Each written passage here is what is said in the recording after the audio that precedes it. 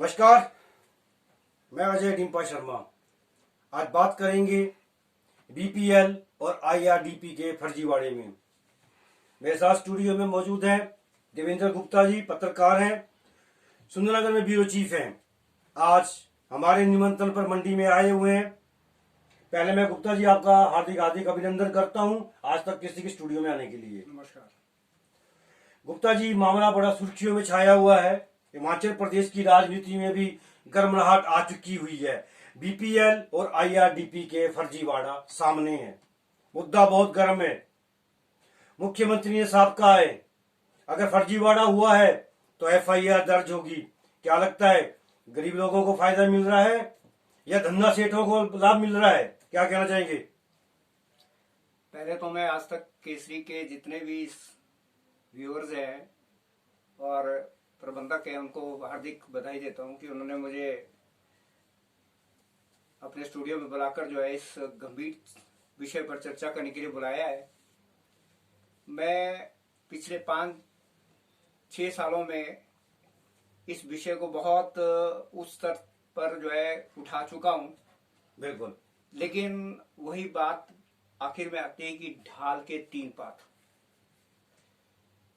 कारण सरकारें जो है बातें तो बहुत लंबी लंबी चौड़ी कर देती हैं कि हम ये करेंगे वो करेंगे, लेकिन असल में जो है ग्रास रूट में कुछ भी कोई कार्रवाई नहीं होती है। कारण क्या है?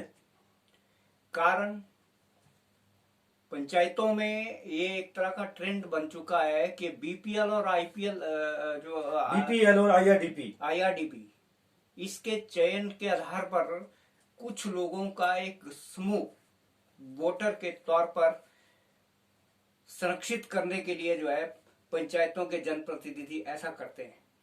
दूसरी बात, गरीबों का हक मारकर जो है, क्योंकि बीपीएल और आईआरडीपी के जरिए जो है सरकारी नौकरियों में बिल्कुल बहुत बड़ी बात की आपने।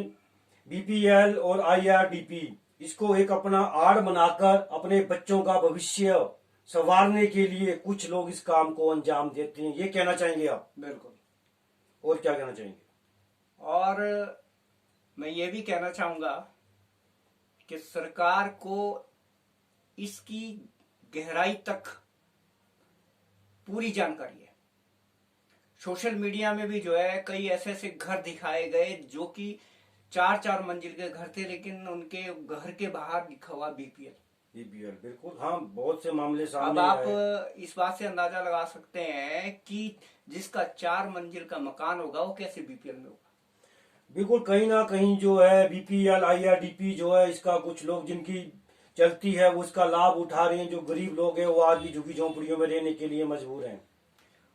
और सबसे बड़ी बात कि जो व्यक्ति इसका विरोध करता है, जो जागरूक आदमी इस विरोध में अपने आप को शामिल करता है, वो उसकी हालत ये हो जाती है कि उसे बाद में कहीं ना कहीं अपनी शिकायत वापस लेनी पड़ती है। क्या कारण है? किसका दबाव है? पंचायत का है, सरकार का रहता है, कारण या ग्रामीण लोगों का रहता है? कारण ये है कि पंचायतों में कुछ ऐसे सुरक्षित वर्ग हैं जो ग्राम सभाओं में शामिल रहते हैं जी। वो जो है एक ग्रुप ऑफ पीपल है जिनका उद्देश्य यही है कि गलत फैसलों को लागू करवा के उनके प्रस्ताव पारित करवाए। बिल्कुल। जबकि जब पंचायतों में ग्राम सभाएं होती हैं उनमें ऐसे लोगों की लिस्ट पहले ही तय होती है कि किसे बीपीएल में रखा जाएगा और किसे बाहर किया जाएगा। जहां तक चयन की बात आती है उसमें 2-3 चीजें भी हम स्पष्ट करना चाहेंगे। कई बार ऐसा होता है जो लोग गरीब तबका होता है, जैसे कुछ हट जाते हैं, कुछ नए आते हैं, किसी का नाम, तो कुछ जो गरीब परिवार के सदस्य होते हैं उस पंचायत में नहीं भी पहुंच पाते हैं किसी कारण, उस कारण भी उनका नाम नहीं आता है। चलिए, ये मुद्दा आपका बड़ा अच्छा रहा मेरे को। मैं अब एक बात यहाँ पे और कहना चाहूंगा बीपीएल और आईआरडीपी के ऊपर। आज तक केसरी ने एक मुद्दा उठाया, हिमो देवी का मुद्दा उठाया, बीडीसी सदस्य विजय कुमार उसने मुद्दा उठाया। हिमो देवी हमारे स्टूडियो में आई, खबरें छापी, हमने स्टोरी छापी उसकी। हिमो देवी पशुशाला में रहती थी। जैसे ही खबर का मुद्दा छाया, गर्मराहट आई दानी सजन आगे आए, विजय कुमार ने पैसा इकट्ठा किया। हिमो देवी ने भी साफ कहा कि मेरा नाम ना बीपीएल में आया ना आईआरडीपी की सूची में आया। एक प्रधान पहले रह चुके हैं, नया प्रधान वर्तमान में पंचायत में बैठे हुए हैं, मगर फिर भी हिमो देवी का नाम नहीं आया। और आज प्रदेश में इतना बड़ा फर्जीवाड़ा सामने आ गया, जहां गरीब लोग हिमो देवी की तरह कई और होंगे। क्या कहना चाहेंगे गुप्ता जी इस बारे में आप? देखिए, अभी आपको हाल ही में प्रदेश की एक बहुत बड़ी अखबार ने जो है एक खबर छापी है, बिल्कुल बिल्कुल, जिसमें एक असिस्टेंट प्रोफेसर से लेकर बिल्कुल कई सरकारी अधिकारी जो है ना, अधिकारी कर्मचारी उसके अंदर शामिल है जिन्होंने सुविधा का लाभ लिया। हाँ। आपका कहने का मत, जो आपने पहले प्रश्न किया कि बीपीएल और आईआरडीपी में जो ये धन्ना सेठ बड़े अधिकारी आ रहे हैं, ये अपने बच्चों के भविष्य को संवारने के लिए इन बीपीएल और आईआरडीपी का जो है फायदा ले रहे हैं, ताकि उनके बच्चों को अच्छी नौकरी मिल सके। क्या कहना चाहेंगे, ये कहना चाहते हैं आप? बिल्कुल, क्योंकि बीपीएल और आईआरडीपी के जरिए ही जो है कुछ लोगों को आसानी से जो है जब नौकरियों के इंटरव्यू दिए जाते हैं तो उसमें जो है उन्होंने एक कोटे के आधार पर जो है उन्हें जो है विशेष सुविधा मिलती है, जिससे जो है उन्हें नौकरी हासिल करने में जो समस्या नहीं आती है। इसलिए आपने देखा होगा कि कई, यहाँ तक कि कई जो पंचायतों के प्रधान होते हैं वो भी अपने आप को बीपीएल और आईआरडीपी में शामिल इसलिए करवाते हैं। मतलब जो खाते बीते घर के हैं उनके नाम दर्ज होंगे, जो गरीब लोग हैं वो आज भी जो की झोंपड़ी और जंगलों में रह रहे हैं। बिल्कुल, ये सच्चाई सामने आ रही है। हिमाचल प्रदेश के मुख्यमंत्री जयराम ठाकुर ने साफ कर दिया है, ऐसा फर्जीवाड़ा हुआ है तो एफआईआर दर्ज होगी उनके ऊपर। क्या रहेगी अधिकारियों की भूमिका? ये तो आने वाले समय में पता लगेगा कि किसके ऊपर एफआईआर होगी और कौन जो है एफआईआर से बाहर होंगे। लेकिन इतना तो तय होना चाहिए कि जब तक इन लोगों को जो चयन करता है उनको जब तक कानून का डर नहीं होगा, जब उनको पता है कि हमें कोई सजा तो होने वाली नहीं है, तो वो आसानी से जो है ये फर्जीवाड़ा करते हैं। आपको अगर मैं बताऊं तो कई ऐसी पंचायतें हैं जिन्होंने एनक्रोचमेंट मतलब सरकारी जमीनों पे अवैध कब्जे कर रखे हैं, उन्होंने भी जो है उनको भी जो है बीपीएल और आईआरडीपी में शामिल किया गया हुआ है। क्या समाधान होना चाहिए आपकी राय में? देखिए, बीपीएल और आईआरडीपी में जो अमीर लोग तबका कैसे आ रहा है? कहीं ना कहीं पंचायत अधिकारी कर्मचारी कुछ वर्ग, हम सभी लोगों को नहीं कह रहे हैं, जो इस एरिया में इसको शामिल करते हैं, कहीं ना कहीं उनकी जो भूमिका है वो भी संदेह के घेरे में है। उसी कारण जो है ये लोग बीपीएल और आईआरडीपी में शामिल होते हैं। आईआरडीपी और बीपीएल में अवैध रूप से लोग शामिल जो होते हैं वो जो ग्राम सभा होती है, जो सो कॉल्ड ग्राम सभा होती है, जिसमें आम आदमी का कोई इन्वॉल्वमेंट नहीं होता है। बिल्कुल, आम आदमी को तब पता लगता है जब कोई हो हल्ला होता है। हालांकि आम आदमी भी इसका ग्राम सभा का है। हाँ। तो मैं ये कहना चाहता हूं कि आप भी अपनी ग्राम सभा में जाइए, अपने प्रधानों से सवाल कीजिए, और सरकार अगर इस मामले में बहुत गंभीर है तो जो इन कामों को करते हैं उनके ऊपर 420 का मुकदमा दर्ज किया जाए, ताकि अगली बार अगर वो चयनित करें तो वो पात्र व्यक्ति को करें, अपात्र व्यक्ति को नहीं करें। गुप्ता जी हमारे साथ जुड़ रहे हैं बीआर कौंडल जी, तो मैं अभी आपको सुनाऊंगा बीआर कौंडल जी का बयान। वो क्या कह रहे हैं बीआर कौंडल जी, आप सुनिए। हम वापस लौटते हैं आपके पास 2 मिनट के बाद। आप बीआर कौंडल जी का बयान सुनिए।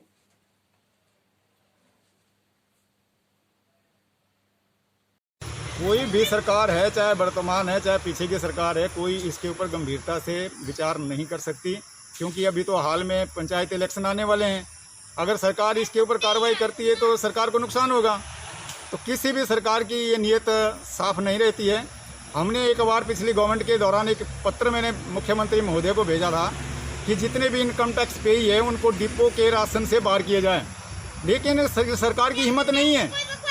सरकार की हिम्मत नहीं है। वो लोगों को ये प्ली कर रहे हैं कि आप सब्सिडी छोड़िए, लेकिन मैं सरकार से पूछता हूं कि आपके पास इतनी हिम्मत क्यों नहीं है कि आप ऐसे लोगों को बाहर करिए। और दूसरा, जब तक आपने सरकारी सुख सुविधा को छोड़ेंगे और लाखों रुपए पेंशन और लाखों रुपए आपने तनख्वाह लेनी है, तो आपके कहने से कौन सब्सिडी छोड़ेगा। जहाँ तक मेरी पंचायत का प्रश्न है, मैं दौंदी पंचायत से संबंध रखता हूँ, जिला मंडी की। वास्तविकता ये है कि इसमें 80% लोग गलत चयन हुए हैं, लेकिन चयनकर्ताओं की ये राजनीतिक मजबूरी है और सरकार की भी राजनीतिक मजबूरी रहती है कि इस गलत चयन के खिलाफ किसी के खिलाफ कभी कभी कार्रवाई नहीं हुई, क्योंकि इसमें सरकार के भी वोट इन्वॉल्व होते हैं और जो संबंधित प्रधान हैं खासकर उनको ये मालूम है कि इतने परिवार IRDP में डाल दिए जाएं कि जितने वोट उसको अपने जीतने के लिए ज़रूरी होते हैं, इसलिए उसको अगली बार हारने की चिंता नहीं होती है। उनके खिलाफ कानूनी कार्रवाई करने से पहले उनके खिलाफ कानूनी कार्रवाई होनी चाहिए जिन्होंने उनको चयनित किया है, क्योंकि चयनित करने वाले राजनीतिक बैकग्राउंड के लोग हैं जिन्होंने इनका चयन किया हुआ है और गलत किया है, तो उन दोनों को प्रोसिक्यूट किया जाना चाहिए, इनको भी प्रोसिक्यूट किया जाना चाहिए और उनको भी जिन्होंने इसका चयन किया हुआ है। आगे से दूसरों को भी इसका एक लेसन मिल जाएगा। BR कोंडल जी का बयान आपने सुना। गुप्ता जी, आपसे जानना चाहूंगा, BR कोंडल जी ने साफ कहा उनकी अपनी पंचायतों में 80% लोगों का चयन गलत हुआ है। चयन करने वालों को भी प्रश्न उठाए इन्होंने, क्या कहना चाहेंगे?